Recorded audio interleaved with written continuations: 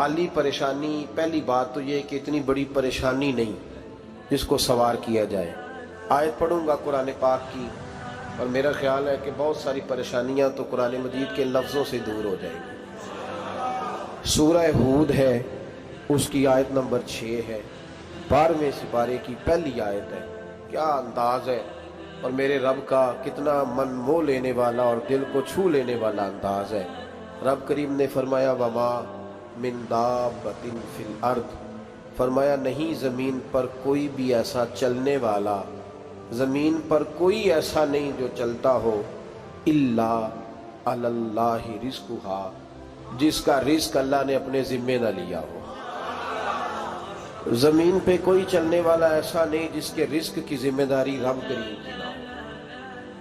ये जिम्मेदारी रिज़्क किसकी है? बोल के बताएं, बोल के किसकी जिम्मेदारी है जी? अल्लाह। देखें, गौर फरमाएं, यहाँ मुफस्सिरीन ने एक बात लिखी है इस आयत के तहत कि फरमाया जो ज़मीन पे चलने वाला है उसका रिज़्क अल्लाह के ज़िम्मे। फरमाते हैं कि ये अल्लाह ने हमारी अकल के मुताबिक हमसे बात की है, वरना आसमानों में जितनी मखलूक है रिज़्क उसका भी अल्लाह के ज़िम्मे ही है।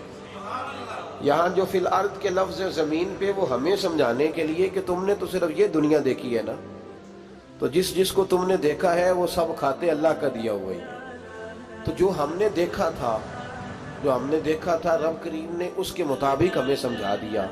फरमाया कुछ तो तुमने देखे ही नहीं, चलो उनकी तुमसे बात नहीं करते, पर जो तुमने देखे हैं उन सब का रिज़्क किसके ज़िम्मे है? अल्लाह के। मेरे रसूल करीम सैयद आलम सल्लल्लाहु ताला अलैहि वसल्लम कुरान मजीद की जब तर्जुमानी करते, वजाहत करते, तो महबूब पाक सल्लल्लाहु अलैहि वसल्लम भी कोई इश्काल रहने नहीं देते थे, कोई इश्काल नहीं रहने देते थे। मेरे महबूब करीम अलैहिस्सलातु सलाम ने फरमाया अल्लाह पे भरोसा रख के सवेरे निकल जाना रिज़्क की तलाश में। किस पे भरोसा रखना है? निकलना तुम्हारे जिम्मे है। ये ना कहना कि घर बैठूंगा तो यही आएगा, निकलना तुम्हारी जिम्मेदारी है। जितनी जिम्मेदारी है वो पूरी करना। अल्लाह पे भरोसा करके निकल जाना तुम्हारी जिम्मेदारी है। रब का जिम्मा है तुम्हें रिज़्क देना, वो जरूर तुम्हें रिज़्क पहुंचाएगा। या रसूल अल्लाह सल्लल्लाहु अलैहि वसल्लम किस तरह पहुंचेगा? तो जरा हुजूर के लफ्जों का हुस्न भी देखिए। नबी पाक सल्लल्लाहु अलैहि वसल्लम ने फरमाया जिस तरह मौत तुम्हें ढूंढ लेती है ना कि तुम कहाँ मौजूद हो, जब वक्त आता है तो इंसान पाकिस्तान में हो तब भी आ जाता है, जद्दा में हो तब भी आ जाता है, मक्का में हो या मदीना तय्यबा में, वक्त फिर भी आ जाता है। फरमाया जिस तरह मौत तुम जहां भी हो तुम तक पहुंच जाती है ना, इस तरह तुम्हारा रिज़्क भी तुम जहां मौजूद होते हो अल्लाह वहां पहुंचा देता है, पहुंचा देता है। तो या रसूल अल्लाह सल्लल्लाहु अलैहि वसल्लम किस अंदाज में? तो फरमाया निकल जाना तुम्हारी जिम्मेदारी है। फरमाया सवेरे परिंदे भी निकल जाते हैं और शाम को जब लौटते हैं तो अल्लाह उन्हें पेट भर के रोजी अता फरमाता है। हालांकि उनको नहीं पता होता हमारा कारखाना कहाँ है, हमने कहाँ जाके मजदूरी करनी है। उनको नहीं पता होता कि हमारा दफ्तर कहाँ है, हमने किस ऑफिस में बैठना है। उनको नहीं पता होता कि हमने कहाँ जाके माल खरीदना है और कहाँ से हमने फिर उसको दोबारा बेचना है। उन्हें खबर नहीं होती। अल्लाह पे भरोसा करके निकल जाते हैं। निकलना तो तेरे जिम्मे है कि नहीं? फरमाया वो तू ड्यूटी कर, शाम को अल्लाह जो रब परिंदों को रोजी देता है वो तुझे भी अता फरमाएगा। मैं कहता हूँ सोच कितनी कमजोर है उस आदमी की जो कहता है कैसे मिलेगा। कितनी कमजोर सोच है। जो रब बैल को रोजी देता है, बकरी को रोजी देता है, इस जमीन इस धरती पे अगर बसने वाला ऊंट भूखा नहीं सोता, चले ये तो पालतू जानवर होते हैं, इस धरती पर बसने वाली अगर बिल्ली और कुत्ता रोटी खा के सोते हैं तो तू तो अशरफुल मखलूकात है। तूने अपने ज़हन में क्या टेंशन पाल लिया कि नहीं आएगा तो मर जाऊंगा, क्या बनेगा, किस तरह होगा? तू क्यों इतना परेशान हो गया? भाई माली परेशानी सबसे ज्यादा उस बंदे ने ओढ़ ली है जिसकी तवक्कुल की बात कमजोर हो गई है। तू सीधी तवज्जो अपने रब करीम की जानिब रख, सीधी तवज्जो अल्लाह की जानिब कर। रब फरमाता है जिम्मा तेरा नहीं, जिम्मा मेरा। लेकिन तनख्वाह एक आती है घर में। जब एक बच्चा होता है तो तब भी काम चलता है। जब अल्लाह 2 बच्चे दे दे फिर भी उस तनख्वाह से काम चलता है। जब 3 हो जाए फिर भी चलता है। जब 4 हो जाए, नहीं आप ना भी बोले तो बात तो सही है, बहरहाल काम फिर भी چلے اسی تنخواہ میں سے جب بندہ بڑے بیٹے کی شادی کر کے بہو بیاہ کے لے آئے تو پھر بھی کام چلتا ہے، اور جب اس بیٹے کو اللہ بچے عطا کر دے تو اسی گھر میں، اسی آنگن میں، اسی چھت کے نیچے کام چلتا ہے، تو پھر تو مان جانا کہ چلانے والا تو نہیں، چلانے والا کوئی اور ہے۔ پھر تو مان جا کے چلانے والا کوئی تو اس وقت جب تنخواہ تیری لگی تھی تو کہتا تھا ابا ابھی میری شادی نہ کر، میں بیوی کو کیسے کھلاؤں گا؟ تو وہی شخص ہے جس کی چھت کے نیچے پھر 1.5 درجن پوتے بھی پل رہے اور گزارا ان کا بھی ہو رہا ہے۔ تو رزق کا ذمہ کس کا ہے؟ اللہ کا ذمہ۔ اب ہمیں پتہ ہے پہلی بات تو پریشانی اس لیے اتار دینی چاہیے کہ ذمہ ہمارا ہے ہی نہیں۔ اب دوسری بات یہ کہ ذمہ داری کس کی ہے؟ اللہ حکیم بھی ہے اور علیم بھی ہے، حکیم بھی ہے اور جانتا بھی ہے، اور اسے پتہ بھی ہے کہ دینا کس طرح ہے۔ اب ہم پتہ کیا کہتے ہیں؟ کہتے ہیں وہ جو بندہ پجاروں میں بیٹھا ہے وہاں اسے نہیں بیٹھنا چاہیے تھا، اور میرا حق تھا۔ تجھے زیادہ پتہ ہے کہ اللہ کو؟ بول کے بتانا کس کو پتہ زیادہ ہے؟ کیوں جی؟ تو آپ اصل ٹینشن پتہ کب لگتی ہے؟ جب بندے کہتے ہیں نہیں وہ پجاروں میری تھی، میرا حق تھا۔ وہ جب گزرتی ہے نا پاس سے مہران کے تو مہران والا ٹینشن بڑی لیتا ہے، حالانکہ اللہ کو زیادہ پتہ ہے کہ وہ حق۔ ایک بات اپنے ذہن میں یاد رکھ لیں، رٹ لیں کہ جو میرے لیے بہتر تھا میرے رب نے مجھے دے دیا، اور بات ختم ہو گئی۔ بس وصل اچھا ہے نہ فراق اچھا ہے، یار جس حال میں رکھے وہی حال اچھا ہے۔ بس جو میرے حق میں بہتر تھا میرے رب نے مجھے، مسئلہ یہ ہے کہ تو اس پہ راضی ہونے کو تیار نہیں۔ حضرت علی کرم اللہ تعالیٰ وجہ الکریم نے میرے نبی پاک کی ایک حدیث بیان کی ہے، اور جناب علی جب یہ حدیث بیان کیا کرتے تھے تو حضرت مجاہد فرماتے ہیں یوں لگتا تھا کہ جیسے حضرت علی ہمیں ہر پریشانی سے نکال رہے ہیں۔ مولا علی شیر خدا رضی اللہ تعالیٰ عنہ فرماتے ہیں کہ مجھے میرے نبی پاک صلی اللہ علیہ وسلم نے ایک طریقہ دیا تھا ٹینشن فری ہونے کا۔ آپ فرماتے ہیں مجھے تو بڑا راس آیا ہے، تم بھی اگر کر لو گے تو تمہیں بھی فائدہ دے گا۔ کہا وہ کیا؟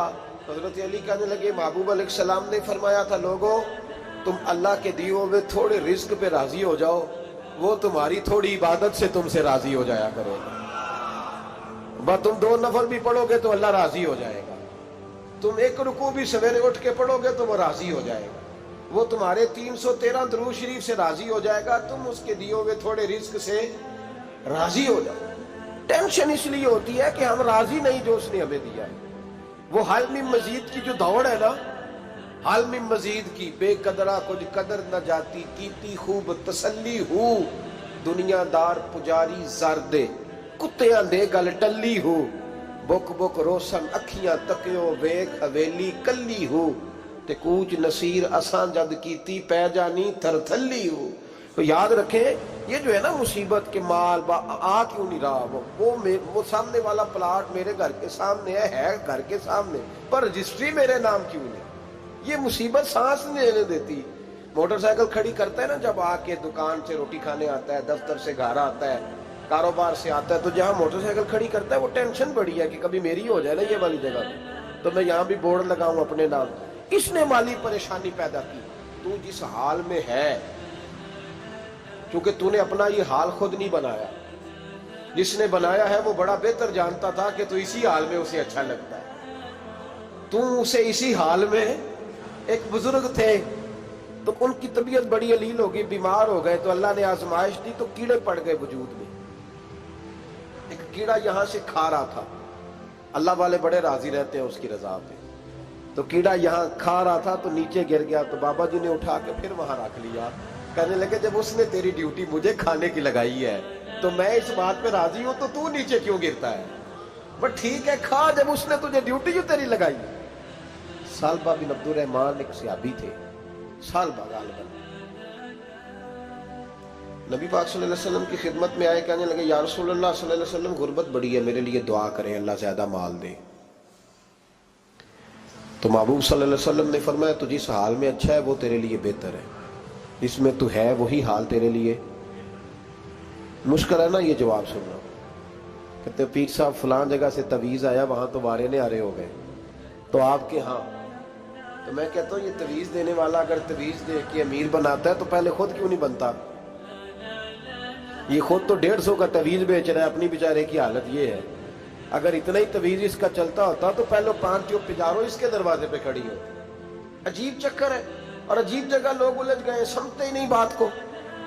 یا رسول اللہ صلی اللہ علیہ وسلم دعا کر دے تو محبوب نے کیا فرمایا؟ فرمایا تو جس حال میں ہے نا وہ حال تیرے لیے بہتر ہے، اسی میں رہ.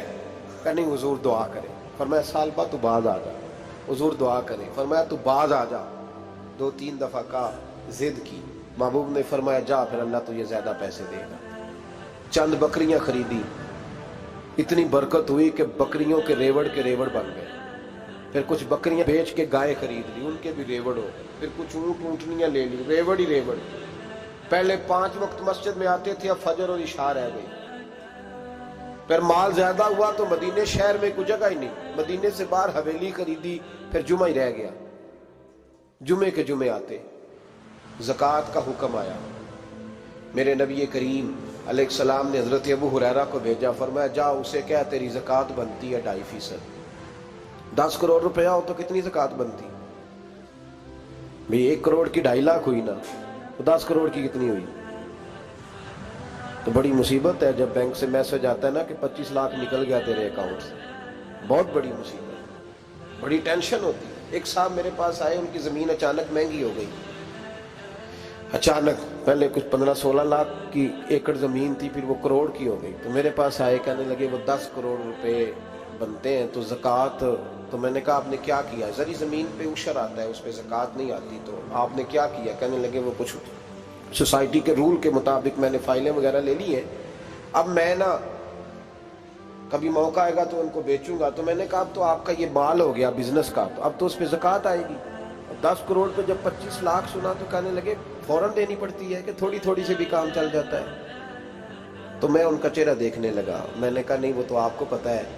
ویسے حضرت عمر فرمایا کرتے تھے بانٹ کے نہ دو، کوشش کرو کسی ایک کو ہی دو، چلو کسی کا تو کچھ بن جائے. تو ایک کو ہی دینی چاہیے. کہنے لگے تو مطلب یہ ایسا ہی حکم ہے؟ میں نے کہا آپ کسی اور سے تحقیق کر لیں. اب یہ بھائی لیتے وقت نہیں تجھے ٹینشن ہوئی کہ 15 لاکھ کا کروڑ ہو گیا، تو اس وقت نہیں تو نے کہا کہ یا اللہ. تو یہ کیسی سوچ ہے مسلمان؟ کس طرح کا اس کا؟ ہمارے ہاں جب کسی آدمی پہ حالات خراب ہوتے ہیں نا تو سب سے پہلے وہ اس طرح کرتا ہے کہ جو میں کہیں اللہ کے راستے میں دیتا ہوں پہلے اسے بند کرو. جس راستے تجھے آ رہا تھا پہلے تو نے وہ راستہ بلاک کیا. حضرت اسماء بنت ابی بکر صدیق کہتی ہیں میں حضور کو مسجد کے لیے، ادارے کے لیے، صحابہ صفا کے لیے کچھ دے رہی تھی، تو میں نے گننا شروع کیا تو حضور مسکرانے لگے. حضور مسکراتے کیوں ہیں؟ تو فرمانے لگی، محبوب فرمانے لگے اسماء اللہ کے راستے میں گن گن کے نہ دیا کر، ورنہ وہ بھی تجھے گن گن کے دے گا. تو اس کے راستے میں بے حساب دے، وہ بھی تجھے بے حساب ہی عطا فرمائے. لیکن پہلے یہ والا پہلے دروازہ بند کرو، یہاں سے پیسے ختم ہو رہے ہیں.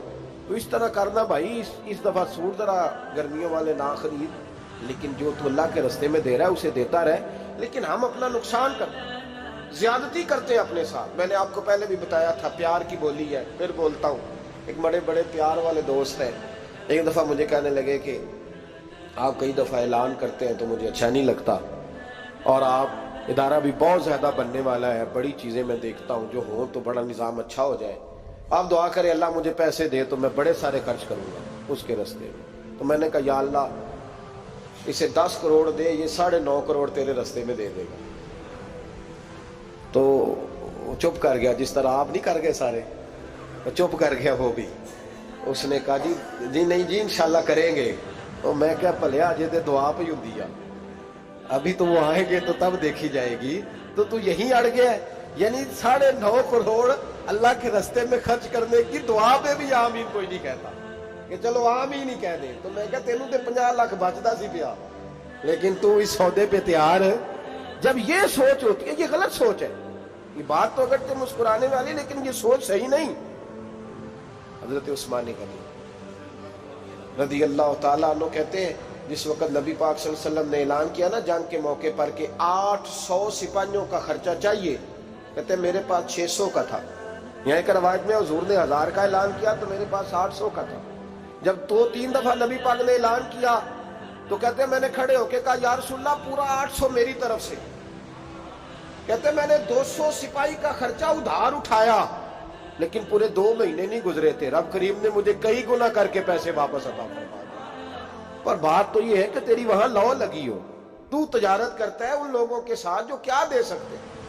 تو سالبہ کے پاس حضور نے پیغام بھیجا، پہلے تو کہا تیرے لیے بہتر نہیں مال، جب اصرار کیا تو بڑی برکت ہو گئی، بڑا آیا تو فرمایا زکوٰۃ دے، 2.5% زکوٰۃ ہے۔ اب جب سوچا کہ 5 اونٹوں پہ ایک بکری جائے گی اور بڑا سارا مجھے دینا پڑے گا، اب جب غور کیا تو یہ تو نہ کہا کہ میں نہیں دیتا۔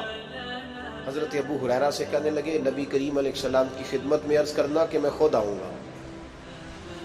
حضرت ابو ہریرہ نے آ کے عرض کی یا رسول اللہ صلی اللہ تعالی علیہ وسلم، حضور وہ کہتے تھے میں خود آؤں گا، تو کہتے ہیں محبوب نے ٹھنڈی سانس لی، فرمایا اسے کہا تھا کہ تیرے لیے مال بہتر نہیں، اب ہلاک ہو گیا ہے، ہائے افسوس ہلاک ہو گیا۔ ان کو بھی تھوڑی دیر کے بعد احساس ہوا کہ یہ میں نے کیا کیا، نبی پاک کو ہی کہہ دیا نہیں ہے، حضور کو کہہ دیا بعد میں آؤں گا۔ اب دوڑے آئے، عرض کی حضور میں سارا کچھ لے کے آئے ہوں، قبول کر لیں۔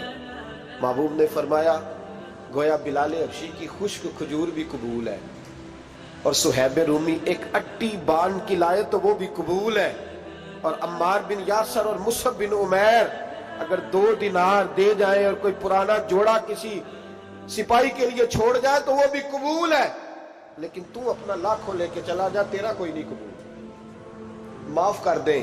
فرمایا جا معاف کیا، پر پیسے لے کے نہ آنا۔ اگلے سال پھر آئے، بندے ہوئے ہاتھ ہیں، محبوبہ میں دولت کا کیا کروں گا، آگ لگانی ہے، قبول کر لیں۔ فرمایا تو لے جا، تیرا نہیں قبول، گرا جو ان کی نگاہ سے وہ سنبھل نہیں سکتا۔ حضور نے وصال ظاہری کیا تو جناب صدیق اکبر کے پاس آئے، لاکھوں کا مال، ابو بکر قبول کر لو، تو جناب صدیق اکبر کہنے لگے اس کا کر لو جس کا نبی نے نہیں کیا، چل جا کوئی نہیں چاہیے۔ حضرت عمر کے زمانے میں قحط پڑ گیا، بارشیں نہیں ہوتی، غلہ نہیں ملتا، حالات خراب ہے، مالی طور پہ بحران آ گیا، غربتیں، مجبوریاں، تکلیفیں، آ کے روئے، عمر میرا قبول کر لو، مجھے معافی تو مل گئی تھی نا۔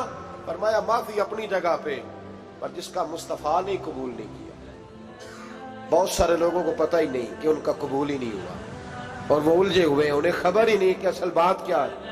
فرمایا جس کا مصطفیٰ کریم نے قبول نہیں کیا، اب ہیرے اور جواہرات بھی لے کے آئے تو بھوکے مریں گے، پر اس کا قبول، اس بات پہ راضی رہو اس حال میں اللہ نے رکھا ہوا، اس حال میں راضی رہو۔ جو مصیبت ہے نا دیکھنی کہ وہ بھی میرے پاس، تمہیں کیا پتا، کبھی پوچھ تو صحیح اس سے وہ کس مصیبت کا شکار ہے، جو مالی طور پہ بڑا امیر ہے، تو اس کی طرف دیکھ کے اپنا دل برا کرتا ہے۔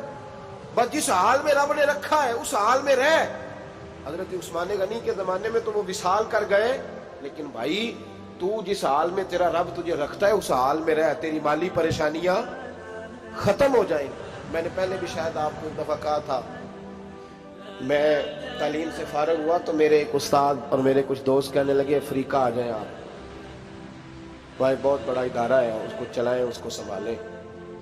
میری والدہ سے میں نے کہا، کچھ طبیعت ہوتی ہے نا انسان کی، میرا بھی دل لگ گیا۔ میری اماں پڑھی نہیں تھی لیکن اللہ نے دانائی بڑی عطا فرمائی تھی، حکمت بڑی تھی، سیانی بڑی تھی۔ تو میں نے کہا اماں جی وہ مجھے ساؤتھ افریقہ کی دعوت ہو رہی ہے تو آپ کیا کہتی ہیں؟ تو اٹھ کے میرے پاس آ گئی اور مجھے انہوں نے اپنے بازوؤں میں لے لیا، پھر میرا ماتھا چوما، کہنے لگی پتر میں تے وال بھی نہ پوٹ کے دیوا کسی نے، ہم نے دولت کا کیا کرنا، تو اللہ کا نام لے کے کہیں بیٹھ جا، رب کریم رون کے لگا دے گا، خیر ہو جائے۔ تو میرے بھائی یاد رکھیں ان چیزوں سے تھوڑا سا دیکھیں نا، قناعت کریں، جو اللہ نے دیا اس پہ راضی ہو جائیں، اللہ بڑا مہربان ہے، وہ آسانیاں کر دیا کرتا ہے۔ تو یاد رکھیں میرے رسول کریم علیہ السلام نے ایک تو ہمیں درس یہ دیا ہے کہ تو سمجھ جا، قرآن نے ہمیں بتایا ہے کہ روزی تیری ذمہ داری نہیں، روزی کس کی ذمہ داری ہے؟